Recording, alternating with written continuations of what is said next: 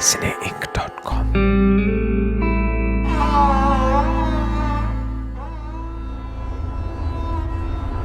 नमस्कार, आदाब। मेरा नाम परवेज़ आलम है और मेरे साथ मौजूद हैं रवि शर्मा। रवि शर्मा कौन हैं? ये ज़रा मुश्किल सवाल है, इसलिए कि 1 घंटा लग जाएगा मुझे बताने में। लेकिन फ़िलहाल बात ये है कि हम यहाँ मौजूद हैं कैनरी वॉर्फ के इलाके में, और ये बड़ा मशहूर इलाका है अब इस वक्त लंदन का। रवि शर्मा, ये इलाका क्यों इतना मशहूर है? वेल, ये एक तो नई डेवलपमेंट है और आप देखेंगे कि यहाँ जो लंदन की क्रीम या यूके की या वर्ल्ड की क्रीम है ना, जो लोग टैलेंटेड लोग हैं वो यहाँ दुनिया भर को कंट्रोल करते हैं यहाँ से। मतलब जो कंप्यूटर के एक्सपर्ट इंडिया से आते हैं, यहाँ अपने लैपटॉप पे बैठे काम कर रहे हैं ऊंची ऊंची बिल्डिंगों में। और ये एरिया मेरा ख्याल है मिसिस थैचर के समय से ये डेवलप होना शुरू हुआ जी। और मुझे जहाँ तक याद पड़ता है ऐसा है कि 1910, 20, 30, 40 तक यहाँ पे डॉकलैंड्स होता था। बहुत ज़बरदस्त यहाँ पे मतलब सामान आता था, डॉकलैंड्स के बंदरगाह टाइप की होती है। लेकिन 1960 के बाद में फिर ये सब खत्म हो गया, इसलिए कि डॉकलैंड्स वगैरह का मामले खत्म हो गया। फिर ये बड़ी बुरी हालत में था, उजाड़ था। और मुझे याद है जब मैं इस मुल्क में आया हूँ तो यहाँ पे कोई फ्लैट या आसपास में कुछ बिकता था तो लोग लेने के लिए तैयार नहीं होते थे, इतना ख़राब होता। अब मिलता नहीं है। अब ये बहुत ही मशहूर इलाका है और यूरोप की सबसे जो ऊंची बिल्डिंग्स हैं कई, वो यहाँ आसपास में हैं। जैसे कैनरी वॉर्फ है, कनाडा वाटर्स है, वगैरह। लेकिन ये तो हुआ इलाका, और कैनरी वॉर्फ का इलाका। ये वो रवि शर्मा है जो हिंदुस्तान से जब यहाँ आए तो इनको कोई नहीं जानता था, और आज ब्रिटेन में शायद जिसने भी देसी रेडियो सुना है वो रवि शर्मा के नाम से वाकिफ़ है बहुत अच्छी तरह से। लेकिन ये वो रवि शर्मा हैं जिन्होंने बचपन में रिक्शा भी चलाया है और बहुत गुर्बत में दिन गुजारे हैं। ये गुर्बत का वो क्या आलम था उसका? असल में परवेज़ भाई, वो जैसे वो कोई दुखद दौर नहीं था जीवन का। Actually that was something that I can be proud of. वो ऐसा जिसको मैं याद करके भी गौरवान्वित होता हूँ। वो मेरे बचपन का दौर था और कोई मुझे मजबूरी नहीं थी कि मैं करूँ, घर वाले मेरा खर्च उठा सकते थे। लेकिन एक स्वाभिमान कि अपनी कमाई से पढ़ना है, अपनी कमाई से पाँव पर खड़ा। मेरे बड़े भाई ने भी ऐसा ही किया था, तो वो बहुत छोटी उम्र में ही जॉब पर इंडियन नेवी की जो यंग बॉयज़ हैं उसमें चले गए थे। तो मैंने रिक्शा चलाया इसलिए कि अपना खर्चा खुद निकालूं, और वो भी रात में, वो भी थोड़ा सा मेकअप करके कि कोई पहचाने ना। हाँ, किसी को पता नहीं लगा था। एक बार हमारे हेडमास्टर को पता लग गया, उसने ये देखा कि यह लड़का बड़ा एक्टिव है। क्लास में 2 तरह के मॉनिटर होते हैं, एक मॉनिटर जो क्लास में होशियार हो पढ़ाई में, एक वो जिससे मास्टर जी सारे घर के काम करा लें। तो मैं वो दूसरी तरह का मॉनिटर था। उसने कहा, यार तू बड़ा एक्टिव है, ऐसा करिए चाबी ले, मेरा घर शिफ्ट करना है। सिंगल रहता था टीचर साहब, वो सामान वहाँ से उठा करके उस एड्रेस पे पहुँचा दें, और मैं तुम्हें ये रिक्शा का किराया देता हूँ। मैंने कहा सर रहने दो। तो उसको मैं बन ठन के जाता था स्कूल में, लगता खाते पीते घर का है, अपने पास इसे पे कर लेगा। और जब वो अचानक आया शाम को तो उसने देखा कि मैं खुद ही अपना रिक्शा चला के ढो रहा उसका सामान। वो बड़ा प्रभावित हुआ, उसने आखिर तक जो है मुझे सपोर्ट किया। रवि शर्मा, मुश्किल दौर से आप गुजरे हैं और वो लोग आज भी मुश्किल दौर में हैं जो आज भी रिक्शा चलाते हैं। हमदर्दी मेरी उनके साथ में भी है। नहीं भाई, परवेज़ भाई, आपको मैं सही बता दूं ये बात कि जब मैं रिक्शा चलाता था कोई मजबूरी नहीं महसूस करता था, बल्कि उस वक्त भी मुझे पता था कि मैं एक दिन बड़ी मर्सिडीज़ भी चलाऊँगा। आई डोंट नो वाई, एक विश्वास था कि मैं रिक्शा चला रहा हूँ अपनी फीस जुटाने के लिए, और ये एक ऐसा काम है जैसे कोई व्यक्ति तप कर रहा और जानता हो कि इस तप का फल जो है वो बहुत बड़ा होगा तुम्हारे लिए। अच्छा, फिर आप कहीं गुरुकुल वगैरह में भी पढ़े हैं क्या?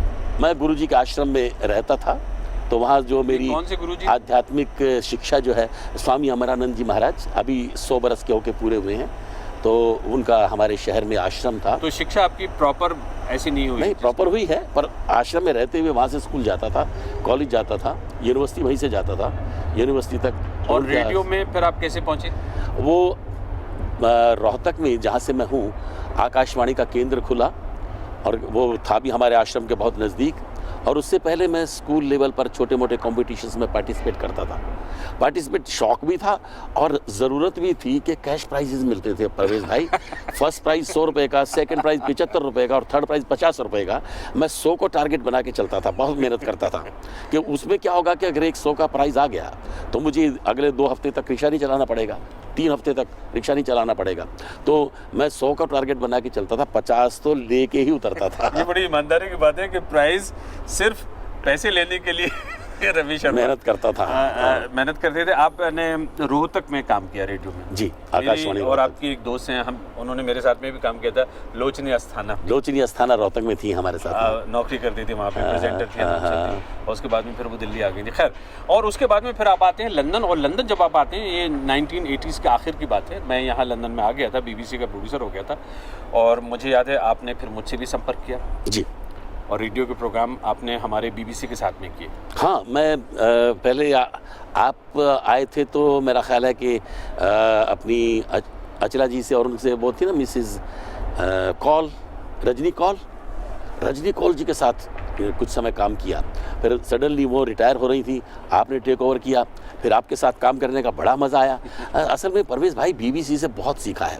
मतलब मैं आज भी अपने जो बुधवार जी हैं कैलाश जी, उनको मैं आचार्य जी कह के बुलाता हूँ, और बहुत स्नेह देते हैं वो मुझे। बहुत सीखा है आप लोगों से। और फिर उसके बाद आप सनराइज़ रेडियो में जाते हैं? हाँ, जैसे ही उनको लाइसेंस मिलता है, पहले वो पायरेट थे, आपको मालूम है कि पायरेट रेडियो स्टेशन चलाते थे, अवतार लेट। हाँ, तो उसमें भी मैंने उनको हेल्प की, सहयोग दिया, पर वो उसमें थोड़ा सा संकोच रहता था कि भाई उसको कानूनी मान्यता मिले तो आप खुल के कर सकते हैं। पता नहीं किस वक्त पकड़े जाएं। हाँ, वो आते थे और बर्तन भांडे उठा ले जाते थे। अच्छा? उसके बाद नए खरीद के तैयार रखते थे वो, और यानी विद इन जो है मेरा ख्याल है कि फ्यू आवर्स वो जैसे लेके गए स्टेशन को ज़्यादा देर ऑफ नहीं रहने देते थे, नया स्टेशन शुरू हो जाता था। अब वो उनको किसी भी प्रॉपर्टी में जाने के लिए कोर्ट ऑर्डर चाहिए, फॉर्मेलिटीज़ पूरी करके वो लोग आते थे। आज ये वो ज़माना है, मुझे अच्छी तरह से याद है, जब पायरेट रेडियो स्टेशन यही नहीं और भी कई चलते थे, बहुत सारे चलते थे उन दिनों। इसलिए कि जो प्राइवेटाइजेशन है रेडियो का, वो थोड़ा मुश्किल था। और हालांकि प्राइवेट रेडियो स्टेशन इस मुल्क में थे तब भी, लेकिन बहुत सारे रेडियो स्टेशन अफोर्ड नहीं कर सकते थे। नहीं, वो उनको ये रियलाइज कराना पड़ता था कि there is a need for this radio. What happened actually that pirate radio station was so popular, believe me, कि जो पुलिस है वो हमारी मदद लेती थी क्राइम को हल करने में, कि आप रेडियो पर ये बात कहिए। काउंसिल हमारी मदद लेती थी, हॉस्पिटल्स और दूसरी agency, the government agencies use to take help from us to sort out their problems, and then they wrote to the radio authority that this radio station is very effective. वो क्या वजह है जिसकी वजह से ये मकबूलियत आपकी हुई?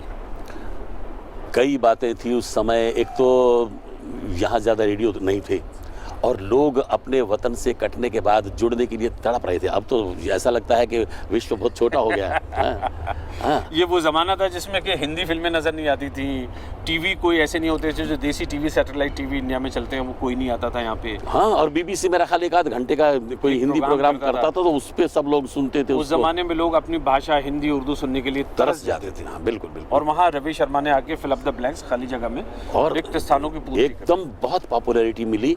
और फिर दूसरा ये कि हमने ऑडियंस की ज़रूरतों को समझा थोड़ा सा। ज़रूरत क्या थी उनकी? उनकी ज़रूरत कि अपनी ऐसी ज़ुबान हो, एक तो जो BBC में, सही बताऊँ आपको, मैं आप लोगों के साथ मिलके जो बोलता था, वो भाषा नहीं चल सकती थी सनराइज रेडियो पे, क्योंकि वो बड़ी क्या कहते हैं कि सुसंस्कृत शुद्ध भाषा होती थी, और बड़ी इंटेलेक्चुअल भाषा होती थी। ज़्यादातर काम जो है वो जर्नलिज्म का था आपके यहाँ था एंटरटेनमेंट। यहाँ उनकी बातों में चुटकुले, उनके माहौल की जो है समस्याएं, और इस तरह से, और उसमें सब जोड़ के कहानियाँ, किस्से, इतिहास में कि वो सब। बड़ी ईमानदारी की बात कही है रवि शर्मा, क्योंकि बहुत से लोग आप पे इस बात का भी इल्ज़ाम लगाते हैं कि आपने यहाँ रेडियो को डंबिंग डाउन किया है। मतलब ये कि आपने जो उसका म्यार स्टैंडर्ड नीचा किया है, उसको नीचे किया है, भाषा जो है उसका स्तर नीचे ले आए हैं। आप आम बोलचाल की ज़बान इस्तेमाल करते हैं, जो पान बीड़ी सिगरेट बेचने वाला इंडिया में इस्तेमाल करता है, रिक्शा वाला करता है। तो मैंने कहा मैं आम आदमी से जुड़ना चाहता था, मैं कुछ विशिष्ट व्यक्तियों से। आज भी मैंने देखा है कि वहाँ जो रेडियो भारत में काम करते हैं, उनकी भाषा होती है, यूनिवर्सिटी स्टूडेंट सुन लेंगे या कुछ प्रोफेसर सुन लेंगे, मतलब अंग्रेजी ले आएंगे और हिंदी बहुत कम बोलेंगे, तो उनको लगता है कि गांव वाले तो हमें सुनते ही नहीं। और अगर मैं भारत में जाके प्रसारण करूं तो मेरा टारगेट होगा ना, वो गांव का किसान होगा, मजदूर होगा, रिक्शा वाला होगा, सब्जी बेचने वाला होगा। तो आम आदमी से जुड़ेंगे तो करोड़ों में मिलेंगे लिसनर्स, अदरवाइज आप सीमित करें। दिलचस्प बात है। नहीं, वो बिल्कुल ठीक बात है कि आप अपनी टारगेट ऑडियंस के लिए प्रोग्राम करते हैं, और जिनके लिए करते हैं उनको आपकी भाषा, आपकी प्रस्तुति दोनों बहुत पसंद आते हैं। तो इसलिए मैं कौन होता हूँ ये कहने वाला कि साहब प्रेजेंटेशन रेडियो को ऐसा होना चाहिए, वैसा होना चाहिए। सच बात है कि मेरे जो लिसनर्स हैं या व्यूअर्स हैं वो दूसरी तरह के हैं। खैर, इस डिबेट से हटके पहली कामयाबी आपको लगता है कहाँ आपके हिस्से में आई? अभी आपने एक बात की थी, मैं रिक्शा चलाता हूँ, लेकिन एक दिन मैं मर्सिडीज भी चलाऊंगा। ये उस वक्त कब चलाई? मर्सिडीज तो यहाँ मेरा ख्याल है रेडियो शुरू होते ही मैंने पहली मर्सिडीज खरीदी थी। वो उतना बड़ा मॉडल नहीं था, आज जो है वो बहुत बड़ा मॉडल है। कौन सा वाला मॉडल है? एस क्लास है। एस क्लास है, फुली ऑटोमेटिक है, उसमें मसाज है, टीवी है, इतनी सारी सुविधाएं। फिर सबसे बड़ी गाड़ी करती है या कोई करता है? गाड़ी करती है, सीट करती है। और सबसे बड़ी बात उसके ऊपर नंबर प्लेट जो है वो प्राइवेट है। That tells that is Ravi Sharma's car. अगर मैं कहीं भी किसी एरिया से गुजरता हूँ तो उस पर नंबर प्लेट है रवि 0R, ये नंबर प्लेट है मेरी। यहाँ लंदन में चलाते हैं? हाँ, मतलब मैं जिस एरिया से गुजरता हूँ उनको मालूम है ये रवि शर्मा की गाड़ी है, क्योंकि उसके फायदे भी हैं, नुकसान भी है। नुकसान क्या है? नुकसान क्या है? नुकसान ये है कि वो मतलब बीवी तक को पता लग जाता है कि कौन से एरिया में घूम रहे थे आज। और मतलब कुछ लोग भी सवाल उठा सकते हैं कि रवि शर्मा इस एरिया में, लेकिन इसके फायदे देखो नाम के साथ। एक बार एयरपोर्ट पर ना मैं अपना ज्वेलरी बॉक्स भूल गया, मतलब उसमें डॉक्यूमेंट्स भी थे, कैश भी था, पर्स था। परवेज भाई, एक हफ्ते के बाद हमारे रेडियो की रिसेप्शन से कॉल आती है, कहते हैं जी एक आदमी बार बार फ़ोन कर रहा है, वो आपसे बात करना चाहता है। और यूजुअली वो सीधे हमसे बात नहीं करने देते हैं, हमारे रिसेप्शन पे ही निपटा देते हैं, पर ये आदमी ज़िद कर रहा है। तो मैंने कहा थ्रू कर दो। तो मैंने उसका कहो भाई क्या बात है? कहने लगा मेरा नाम अब्दुल है, बांग्लादेश का रहने वाला हूँ, और आपकी कोई चीज़ गुम हुई है। मैंने कहा डेफिनेटली गुम हुई है भाई, क्यों नमक छिड़क रहे हो याद दिला के? कहता नहीं साहब वो मेरे पास है। तो मेरे को यकीन नहीं आया। बोले जी मैं ईस्ट लंदन में रहता हूँ। मैंने वो पर्स जब घर लेके गया, पहले सोचा कि किसको सौंपूं, पुलिस को सौंपूं या किसको दूं। फिर सोचा कि देखो इसमें है क्या, शायद कोई परिचय मिल जाए। तो उसमें एक स्लिप मिली जिसमें रवि शर्मा लिखा था। बोले यहाँ लंदन में एक ही रवि शर्मा को जानते हैं हम लोग। अच्छा, रवि शर्मा कहीं है अगर आप देखें डायरेक्टरी में, पर उसका ख्याल मेरी तरफ गया। वो कहता है ये तो बड़ा बढ़िया है। ये रवि शर्मा मैं समझता हूँ दुनिया में निराला है, अकेला है, वाहिद है। वो भैया पूरा का पूरा सामान मुझे। अच्छा दोस्तों, परवेज भाई उसने कहा कि सामान मेरे पास सुरक्षित है आपका, उसमें जो भी ज्वेलरी भी है मैंने देख लिया। तो मैंने कहा भाई मैं बताओ एड्रेस तो मैं लेने आऊँ आपको। बोले जी मैं देने आऊँ, बताओ कहाँ देने आऊँ। मैंने कहा नहीं मैं लेने आऊँगा, क्योंकि मैं उस आदमी से मिलना चाहता हूँ, उसके परिवार से मिलना चाहता हूँ, जिसमें देखो आज के दौर में तो वो गरीब आदमी था परवेज भाई। उसने कहा कब आएंगे आप? He got excited. उसने अपना घर सजाया, दोस्तों रिश्तेदारों को बुलाया, पार्टी की कि मेरे घर में रवि शर्मा आ रहा। उन दिनों ये ऐसा चरम पर था, हमारी जो लोकप्रियता है वो चरम पर थी। तो एक छोटा सा फंक्शन हो गया उसके घर में। हाँ, उसने खाना पीना रखा और उसको मालूम था कि मैं स्ट्रिक्टली वेजिटेरियन हूँ, तो सारा भोजन उसने वेजिटेरियन शाकाहारी का है उन्होंने। एक बात यहाँ पे जो मेरे जहन में बार बार आ रही है कि बहुत सारे लोग ये सोच रहे होंगे कि शायद ये रवि शर्मा इतने मशहूर हो गए हैं और इनकी शोहरत में रेडियो का बहुत बड़ा हाथ है, लेकिन इसके अलावा भी और बहुत सारी चीज़ें हैं जिनका हाथ है, जिनके बारे में मैं जानता हूँ, और वो बड़ी दिलचस्प बात है। जैसे कि ये वो रवि शर्मा है जो बचपन में उन्होंने रिक्शा चलाया, किसी तरह से गुजर बसर की। ये वो रवि शर्मा है जब चाइल्ड लेबर भी की। हाँ, और चाइल्ड लेबर भी थे, ईंटें वारा उठाने, भट्टे, ये सब काम करते थे। बिल्डिंग साइट पे काम करना, ईंटें उठाना, घर आउट बनाना, ये सारा काम किया आपने स्कूल लाइफ में। और तभी आपने डिसाइड कर लिया था कि मर्सिडीज चलानी है। फिर मर्सिडीज चलाई तो वो भी नंबर वाली। मैंने तो जितनी मर्सिडीज के नाम लिए मैंने तो देखे भी नहीं है अभी कभी कि मर्सिडीज होती किस तरह की, किस तरह की। खैर एक दिन बिठाइएगा जरा मुझे, लंदन की सैर कराइए। आज ही कराते हैं। आज ही। मुझे बड़ा शौक है दोस्तों के साथ उसमें घूमने का। अदरवाइज तो क्योंकि अब तो मैं यहाँ आने के लिए ट्रेन से ट्रैवल करता हूँ तो खड़ी रहती है, पर जब फ्रेंड्स आते हैं तो मेरा मूड करता है कि उसमें घुमाएं। अच्छा, उसमें मैं ये कह रहा था, इनके तारुफ में एक जो दिलचस्प बात है वो ये भी है कि ये बहुत मशहूर पंडित हैं। पंडित है ना, शादियाँ कराते हैं और अपने क्लोज सर्कल में, फ्रेंड सर्कल में ना। मैंने कभी इसको एडवर्टाइज नहीं किया, तो इसको बहुत मशहूर तो मैं रेडियो और बहुत मशहूर नहीं, मुझे इतना पता है कि बहुत सारे ऐसे लोग हैं, मैं उनसे मिला हूँ जो इस बात के लिए तरसते हैं कि रवि शर्मा जब तारीख देंगे तो शादी उस दिन प्लान करेंगे वो। बिल्कुल, कईयों ने की है ऐसे। मैं जानता हूँ उनको, उन्होंने मुझे बताया कि डेट एडजस्ट की है मेरे हिसाब से, टाइम एडजस्ट रवि शर्मा की डेट ही नहीं मिलती, शादी कराते हैं। ये क्या कहानी आ गई? एक प्रेजेंटर है, एक अनाउंसर। ये असल में ये ज़रूरत पड़ी थी शायद एक फ्रेंड के यहाँ, उसको प्रीस नहीं मिल रहा था, तो मैंने कहा मुझे आता है। बहुत ज़्यादा अनुभव नहीं था उस वक्त। ये भी यहीं भारत में नहीं की थी, भारत में शौक़ था सीखने का। संस्कृत पढ़ी है और पूजा पाठ आश्रम में रहता था तो करता था, लेकिन ये सेरेमनी परफॉर्म नहीं की थी। यहाँ एक पंडित जी से दोस्ती हो गई थी, पिता समान थे, उनके साथ मैंने देखा करके, तो उन्होंने कहा कि ये तुम कराओ, तो मैंने कराई, बड़ा मज़ा आया। उसके बाद मैंने उसको स्टडी किया। परवेज़ भाई इतना इंटरेस्टिंग जो है ये हमारा संस्कार का क्रम है कि उसके पीछे बड़े साइंटिफिक मीनिंग निकलते गए जब मैं उसको स्टडी करता गया। और फिर आपने इस मुल्क में लोगों की नब्ज़ भी पकड़ रखी थी, आपको बता था कि लोग क्या पसंद करते हैं, शादी ब्याह में भी आपने इन चीज़ों को ध्यान रखा हुआ है, किस तरह से एक्सप्लेन उनको हाँ इंग्लिश में एक्सप्लेन करो और बताओ कि there is a scientific base for right. I mean ये जो मंत्र है, मंत्रोच्चार करते हैं, आखिर इसका मतलब क्या है जिंदगी में, है ना? हाँ, अब देखिए भारत की एक परंपरा है अतिथि देवो भव। वो वर आता है कन्या के घर पर द्वार पर, तो वर की पूजा करते हैं कन्या के माता पिता। Well youngers are supposed to respect their elders. यहाँ एल्डर्स यंगर्स को सम्मान दे रहे हैं, पूजा कर रहे हैं। तो मैंने पूछा क्यों, तो अध्ययन करके ये पता लगा कि वो ये मानकर चले कि हमारी बेटी लक्ष्मी है। अगर वो लक्ष्मी है तो वो नारायण को वर्ण कर रही है। अगर वो नारायण है, विष्णु है, तो विष्णु रूप में फिर उनकी पूजा इसलिए भी करते हैं कि वो बारात लेके आए हैं, अतिथि रूप में है। भारत अपने अतिथियों को भगवान के रूप में देखता है। मतलब हिंदुस्तानी इतने कमजोर नहीं थे कि जो वहाँ जाए जाके राज करना शुरू कर। यहाँ पे अब जरा सी कि शादियाँ तो कराते हैं आप पंडित की हैसियत से, फ्यूनरल सर्विसेज भी कराते हैं? वो इसलिए कि वो अंतिम संस्कार, हाँ, इसलिए कि वो अगर वो वीकडेज में वहाँ यहाँ होते हैं ना, वो वीकेंड पर नहीं होते निश्चित। मैं करा सकता हूँ, अध्ययन किया हुआ है। किए हैं कभी एक दो? हाँ, एक दो किए फ्रेंड्स के। बहुत मुझे अपने वो दोस्त याद आ रहे हैं, भारतेंदु विमल, वो भी कुछ आप ही की तरह हैं। हाँ, वो कराते हैं, लेकिन मैं इसलिए नहीं करा पाता कि मैं रेडियो मेरी फुल टाइम ब्रॉडकास्टर रहे हैं वो भी, और ये भी चीज़ें करते हैं। हाँ, वो करते हैं। गुरुकुल के पढ़े हुए हैं। हाँ, वो गुरुकुल के पढ़े हैं। थोड़ा सा शिक्षा पद्धति में गुरुकुल की पद्धति में वहाँ आर्य समाज ज़्यादा प्रभावी है। मैं सनातन विधि में ज़्यादा रहा हूँ, लेकिन करा सकता हूँ, कराए हैं एक दो फ्रेंड सर्कल में, पर क्योंकि वो वीकडेज में होते हैं, मैं वीकडेज में रेडियो पर होता हूँ फुल टाइम। मैं शादी भी नहीं करा सकता वीकडेज में, छुट्टी लेनी पड़ेगी।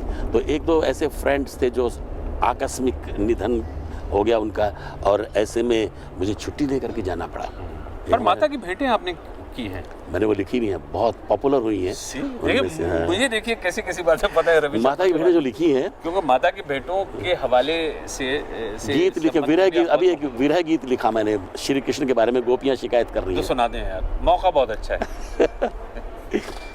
कान्हा तुझ पे लुटा दी जान वे, तू तो फिर भी रहा अनजान वे, तू तो फिर, थोड़ा पंजाबी पुट है इसमें। कोई बात नहीं, बहुत अच्छी। जिन आँखों में तुझको बसाया, उन्हीं आँखों को तूने रुलाया, तूने रुलाया, मेरे आंसुओं में करके स्नान वे, वाह, तू तो फिर भी रहा। क्या बात है, आंसू में नहाए हो तुम मेरे आंसू में। भजन है, गाते हैं क्या?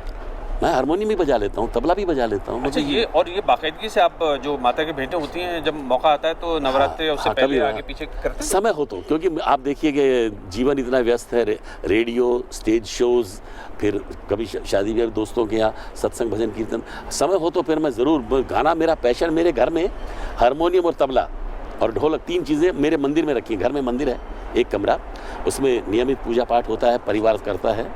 लेकिन ये जब भी कोई दोस्त मेरा तबला बजाने वाला आ जाए तो मैं हारमोनियम लेके बैठ जाता हूँ, हारमोनियम बजाने वाला आ जाए तो मैं तबला लेके बैठ जाता हूँ। क्या बात है। अच्छा रवि शर्मा, मैं समझता हूँ कि आपसे स्टूडियो में बात होना भी ज़रूरी है, इसलिए कि जो जिस सरजमीन से आप बड़े हुए हैं और जिस माहौल में आपने अपने आप को देखा और अपने आप को विकसित डेवलप किया, वो स्टूडियो है रेडियो का। तो अगर आप इजाज़त दें तो अब हम यहाँ से सीधे स्टूडियो चल सकते हैं। हाँ हाँ बिल्कुल, चलिए सामने स्टूडियो चलते हैं। रवि शर्मा, इस वक्त हम आपके ऑफिस की बिल्डिंग में हैं। ये 3rd फ्लोर है? हाँ। और ये बिल्डिंग क्या कहलाती है? लाइका हेडक्वार्टर है, लाइका बिल्डिंग है। लाइका जिस कंपनी में आप काम करते हैं, जो फ़ोन भी बनाती है, जिनका रेडियो स्टेशन भी है, आप टीवी स्टेशन भी है, लाइका फ्लाई है, मनी ट्रांसफ़र है, बहुत सारी सर्विसेज हैं इनकी। लेकिन मोबाइल फ़ोन सर्विस इनकी बहुत मशहूर है। हाँ, मुझे पता, बहुत मशहूर है। वो हर एक के पास में एक 5-10 पाउंड का लेके उसको रिचार्ज कराते रहते हैं। हाँ, और इंडिया कॉल करने के लिए I think it cost less than 1p पर मिनट। लेकिन मैं यहाँ पे ये वाजे कर दूँ ये कोई प्लग नहीं कर रहा हूँ मैं, कोई प्लेसमेंट नहीं है लाइका का, मेरा कोई लेना देना नहीं है, और ना मैंने उनसे 2 पैसे लिए हैं, ना मेरा बहुत कुछ लेना देना है। लेकिन आपका लेना देना है, तो इसलिए आपका उनको प्लग इन करना ठीक है। लेकिन ये बड़ी खूबसूरत जगह है। जहाँ तक मैं ही देखता हूँ कि ये पीछे जो है ये डोम है। हाँ, मिलेनियम डोम। ये मिलेनियम डोम है, और ये टोनी ब्लेयर के ज़माने में बना था, और टोनी ब्लेयर को खासी परेशानियों का सामना करना पड़ा था, और बिलियंस के हिसाब से इसको ऑलमोस्ट पैसा बहुत खर्चा हुआ इस पर, बहुत बड़ा, इस मेरा ख्याल है 2-3 फुटबॉल स्टेडियम समा जाए जिसमें इतना बड़ा एरिया है। और इसको फिर बाद में एक प्राइवेट कंपनी O2 जो फोन वाली है उन्होंने खरीदा, जिसका नाम अब O2 है इसका। और उसमें कितने में लिया? 20,000 लोगों की कैपेसिटी इसमें अंदर है, लेकिन मुझे ख्याल 1 या 2 पाउंड में बिका था, कुछ इस तरह की मुझे कुछ बात। O2 है ना, तो O2 में लिया। आपने यहाँ शोज अटेंड किए हैं O2 में? हाँ, यहाँ शाहरुख खान की परफॉर्मेंस देखी थी, और उसके बाद राहत फ़तेह अली खान साहब का बड़ा जमा था शो। अभी बिल्कुल रिसेंटली लास्ट वीक उसका रूप कुमार राठौड़ का शो था यहाँ पर। वाह, क्या बात है। और ये सब अपने 20,000 की कैपेसिटी वाले O2 यानी जिसको मिलेनियम डोम कहते हैं उसमें होता है। 20,000 की कैपेसिटी को छोड़ो, जो जुम्मा शो था 100,000 की कैपेसिटी, और मोदी जी का रिसेप्शन जो हुआ था 65,000 ऑडियंस। ये यहाँ मोदी जी का भी जिक्र कर लेते हैं, इसलिए कि ये अधूरा रहेगा मामला, इसलिए कि रवि शर्मा, मुझे पता है कि जो मोदी जी का जो शो हुआ था लंदन में, अभी नहीं 2015 में जो हुआ था। हाँ, 2015 में पहली विजिट थी वो मोदी जी की। आपने कंपेयर किया था? हाँ। कहाँ पे किया था आपने? वेम्बली स्टेडियम में। और वहाँ पूरा मजमे सबके सामने प्राइम मिनिस्टर मौजूद थे? प्राइम मिनिस्टर बाद में ज्वाइन किया उन्होंने हमें, मतलब उनके आने तक स्टेज को जमाना, ऑडियंस को थामे रखना। उनके आने के बाद तो वही हीरो हैं। एक बार जब वो बोलना शुरू करते हैं तो वो तो समापन तक चलता है। और वो भी मतलब बड़े मजे हुए वक्ता हैं आप देखिए, बहुत अच्छे बांध के रखते हैं ऑडियंस को। तो उसमें देखिए कि मोदी जी के आने से पहले 3 दिन तक कल्चरल शो भी था ना, उसमें लोक नृत्य थे, म्यूज़िक था, गायन था, तो उसमें परफॉर्मेंसेस काफ़ी थी, वो सब प्रेजेंट की हमने। और उसमें 3 दिन तक रिहर्सल चली, क्योंकि मशीन की तरह से, फिल्म की तरह से। मुझे अच्छी तरह से याद है, इसलिए कि जिस वक्त आप ये प्रोग्राम कर रहे थे, तो आपको, अब मैं बता रहा हूँ, आपको ये बात नहीं पता होगी, मैं दिल्ली के किसी टीवी चैनल के स्टूडियो में बैठा हुआ एनालाइज कर रहा था कि ये हो क्या रहा है। अब मैंने ये भी नहीं कहा उसमें थोड़ी मॉडेस्टी में कि ये जो साहब बोल रहे हैं ये मेरे साथ काम कर चुके हैं, मेरे अंडर काम कर चुके हैं। कुछ नहीं, अंडर ओवर कुछ नहीं होता, लेकिन ये कि मेरे दोस्त हैं और मैं इनको जानता हूँ। लेकिन ये मुझे बहुत अच्छा लगा, आपने इतने बड़े बड़े लेवल पे प्रोग्राम्स करते हैं, क्योंकि देखिए हम और आप ब्रॉडकास्टर्स हैं, आइडियोलॉजी हमारी कहीं कुछ भी हो, विचारधारा हमारी कुछ भी हो, लेकिन असली चीज़ होती है कि जब आपके सामने गैदरिंग है, उनके सामने आपको एक महफिल को जमाना है और अपना काम करना है। उसमें ऑडियंस में गुजराती और पंजाबी बहुत बड़ी तादाद में थे, बंगालीज, और फिर सभी स्टेट्स थे लोग, और 65,000 पीपल इन ऑडियंस। मुझे अच्छी तरह से याद है। और दूसरी बात ये भी है कि आपने एल्बर्ट हॉल में वगैरह इन जगहों पे भी प्रोग्राम कंपेयर किया ना? हाँ, रॉयल एल्बर्ट हॉल में उदित नारायण का शो, उसमें स्टार्टिंग की तो कंपेयरिंग की थोड़ी, और दूसरे जो वेन्यूज़ हैं, मतलब बाहर भी किए हैं, यहाँ से यूरोप में, ऑस्ट्रिया में, जर्मनी में, ये जहाँ जहाँ एशियन कम्युनिटी है, और रेडियो के थ्रू हमारा नाम वहाँ पहुँच चुका है, तो वो लोग कभी दिवाली मनाने के लिए बुला लेते हैं, कभी बैसाखी के शो में बुला लेते हैं, तो जा कर के परफॉर्म करते हैं और अच्छा लगता है। बल्कि जिनसे कभी कभी मुलाकात होती है उनसे बहुत प्यार मिलता है।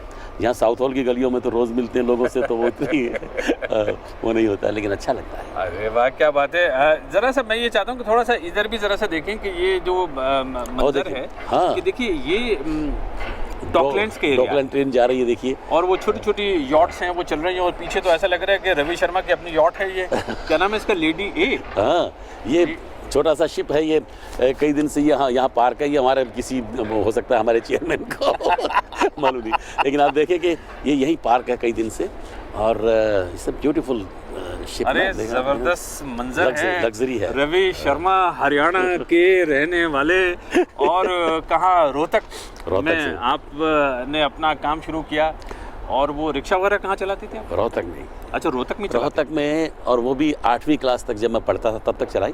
उसके बाद मुझे स्कॉलरशिप मिलना शुरू हो गया, कैश प्राइजेस मिलने शुरू हो गए। वो तो आपने बताया भी। तो बस उसके बाद तो फिर पैसा, मैंने देखा कि बातों से भी मैं पैसा कमा सकता हूँ। तो मैं बहुत रात को इतना मेकअप करके और पगड़ी पहन के अपने दोस्त की रिक्शा चलाता हूँ, पसीना बहा रहा हूँ, नींद गंवा रहा हूँ। तो मैंने कहा कि अच्छी बात है, मैं थोड़ी लफ्फाजी करूँ, आवाज़ लगाऊँ, लोगों को हंसा दूँ थोड़ा सा, उससे भी पैसा मिलता है। तो सब मैंने तो आपसे ये बात समझी कि आवाज़ लगाने में भी पैसा है लेकिन ये उसको रवि शर्मा जैसा हुनर आना चाहिए। एक, हाँ, जीवन में एक स्थिति ऐसी भी आती है जब मेरे ख्याल बड़े बड़े जिन्होंने बहुत पैसा कमाया है उन लोगों को ये अनुभव हुआ कि क्या करेंगे इतने पैसे का। हाँ, वो बहुत फिर एकदम चैरिटी की तरफ मुड़े हैं। आप यहाँ देखें जो बड़े बड़े आर्टिस्ट हैं, बीटल्स वाले हैं, या फिर जो कंप्यूटर के अपने जनक हैं या अमेरिका में, वो सब चैरिटी की ओर मुड़ते हैं। वो फिर मानसिक शांति की तलाश करते हैं, जो सबसे बड़ा धन है।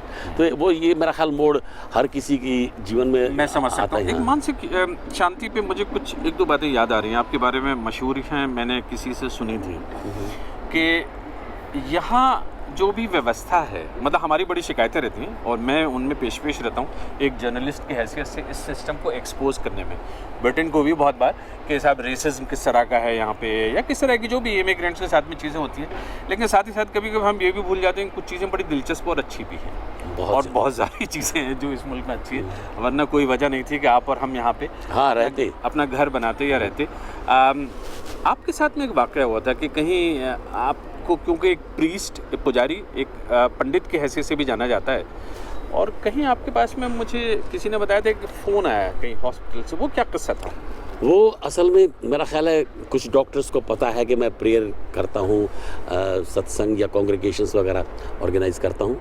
तो सेंट मैरीज हॉस्पिटल लंदन से फ़ोन आया कि somebody is dying and he has no relatives और friends around him in London, कि उसका अपना कोई नहीं है, और उसकी ये इच्छा थी खामोश होने से पहले, वो जैसे कोमा में चला जाता है आदमी, वो कुछ बोल नहीं रहा है, कुछ कह नहीं रहा है, पर उसकी इच्छा थी कि कोई उसके लिए आकर के प्रे करे, उसका अपना बन के। तो आप आ जाइए कल। मैंने कहा मैं कल आ जाऊंगा। उनसे एड्रेस ले लिया। तो मैं अगले दिन जाना था, पर रात को 3 बजे फिर फ़ोन आया कि अगर आप आ सकते हो तो अभी आइए, क्योंकि द मैन इज़ गोइंग। हाँ, वो आखिरी सांस लेने वाला है, आप जल्दी आइए। तो मैं जल्दी से नहाया और खूब तेज़ गाड़ी चला करके लंदन में उस हॉस्पिटल को ढूंढते हुए सेंट्रल लंदन पहुंचा। तो जहाँ ट्रैफलगर स्क्वायर है, वहाँ बहुत सारी ट्रैफिक लाइट्स हैं, बहुत ज़्यादा रोड्स निकलती वहाँ से। So I got confused and I jumped red light. लाल बत्ती में ही मैं क्रॉस कर गया। थोड़ी दूर जाने पर ही पुलिस ने मुझे रोक लिया। वो कहीं कैमरे पर देख रहे थे। उन्होंने पूछताछ शुरू की, क्यों गाड़ी लेके भाग रहे हो, कोई क्रिमिनल हो क्या? तो एक आदमी मुझसे बात कर रहा है, पुलिस वाला, दूसरा जो है DVLA से वो चेक कर रहा है कि गाड़ी ऑथेंटिक है। हाँ, कन्फर्म कर रहा था। तो बातों बातों में मैंने उन्हें बताया कि मैं, बोले क्यों इतनी तेज़ क्यों चला रहे थे? मैंने कहा मैं समय पे पहुंचना चाहता हूँ, somebody is dying and as a priest I want to pray for him. तो उन्होंने सारी बातें जांच कर ली। यकीन मानिए प्रवेश भाई, अभी तक जो पुलिस वाले मुझसे एक क्रिमिनल की तरह से पूछताछ कर रहे थे, सच्चाई जानने के बाद they become so humble, so polite. और उनमें से पुलिस वालों ने कहा कि आपको हॉस्पिटल ढूंढने में दिक्कत होगी, आप हमें फॉलो कीजिए, हम आपको एस्कॉर्ट करेंगे। हाँ, हम आप पर विश्वास करते हैं। तो वो मुझे हॉस्पिटल लेके गए, मेरी गाड़ी प्रॉपरली पार्क करवाई। वहाँ पर वो बोले कि जब तक आप प्रे करके आएंगे हम आपकी गाड़ी को लुक आफ्टर कर देंगे। गलत जगह खड़ी थी, डबल येलो लाइन पे। मैं अंदर गया, उस आदमी के लिए प्रे की, उसको समझाया, गीता का पाठ किया उसके लिए। और जब वो होश आवाज़ में था? नहीं, मैं उसका कैसे, मुझे ये भी नहीं पता कि वो सुन रहा है या नहीं सुन पा रहा है, बस वो लेटा हुआ था। मैंने सारे काम किए, फिर उसको समझाया कि you are going to merge in the supreme power. The body is रॉटन, you have to leave it, but you are going to be part of the God. तो ये सारी बातें करके जब मैं चलने लगा, देखा उसका, तो उसकी आंखों से यहाँ से आंसू निकल के यूँ जा रहे थे, जो बता रहे थे कि वो अपनी कृतज्ञता, अपनी थैंकफुलनेस शो कर रहा है। मैं अच्छी तरह से उसको बाय बाय कह के वहाँ से निकला हूँ, और मेरी गाड़ी में ही डॉक्टर्स का फ़ोन आ गया आधे रास्ते में कि ही गॉन पीसफुली। मेरे मन को इतनी संतुष्टि मिली कि मैं उस आदमी को जानता नहीं था, मेरा कोई परिचित नहीं था, पर उससे अपनापन मैं दे सका आखिरी समय में। क्या बात है रवि शर्मा, आपकी तो जितनी कहानियां मैं सुन रहा हूँ मुझे बहुत मज़ा आ रहा है। दिलचस्प है, कुछ चीज़ें जो याद धरोहर बन जाती हैं। सीधी सी बात है, अच्छी सी बात है। अब मुझे ज़रा सा अपना स्टूडियो दिखा दीजिए प्लीज़। आइए, स्टूडियो में चलते हैं। जी जी। तो इससे पहले कि हम स्टूडियो जाएं अंदर, रवि शर्मा मुझे थोड़ा सा बताइए कि ये जो हम देख रहे हैं ये आपका ऑफिस है?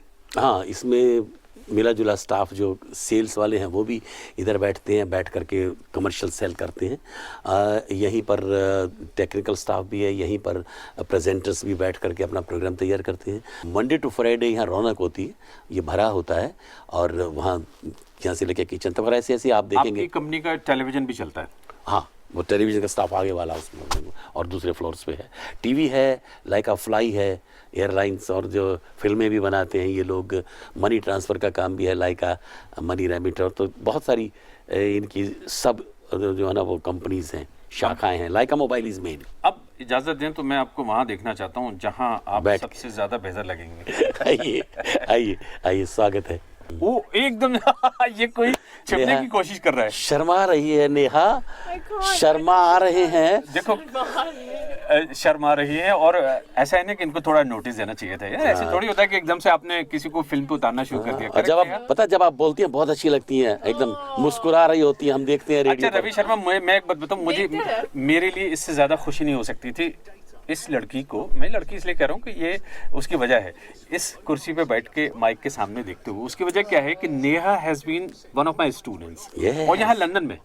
नेहा, ये कितनी पुरानी बात होगी? Oh my god, I think almost 10 years. 10 years, almost 10 years, है ना? 10 साल हो गए इस बात को। इतनी बड़ी तो नहीं लगती हैं आप। अब बड़ी लग रही हूँ। वाओ। ओके, आपकी स्टूडेंट यहाँ हैं, मेरी एक स्टूडेंट उधर बैठी हैं। ये कौन है? जरा से इनको मिला थोड़ा सा अगर इसमें शीशे में झरोखे में से देख के अगर आप ले सकें उनको कवर करें, तो ये अनीसा नासिर हैं। और इस वक्त देखो कितनी गंभीर मुद्रा में, उन्हें पता नहीं है कि उन्हें पिक्चराइज किया जा रहा है। जो ब्रिटेन में रहते हैं उनको पता है कि अनीसा नासिर जो है वो हाउस होल्ड नेम है। हाँ, उर्दू के लिए बड़ी और शायरी के लिए बड़ी मशहूर हस्ती हैं। और सबसे बड़ी बात यह है कि ये आपकी बहुत क्या कहना चाहिए, प्रशंसक हैं, फैन हैं, परिस्तार हैं, कदरदान और हैं। अभी थोड़ी देर पहले जब इनसे मेरी बात हो रही थी तो बार बार ये कह रही थी कि मैंने रवि शर्मा से बहुत सीखा है और वो मेरे गुरु हैं। नेहा भट्ट, बहुत बहुत शुक्रिया आपका। All the best. Thank you so much. I should say thank you to you for coming into the studio. Okay. Thank you very much. I should be talking in Hindi, really. Yes, Hindi में बात कीजिएगा, बहुत रवि अच्छा शर्मा, लगेगा। ये लोग देखना चाहते हैं आपको, एक बार चलने से पहले बहुत बहुत शुक्रिया आपका। हाँ, आइए आइए। cineinc.com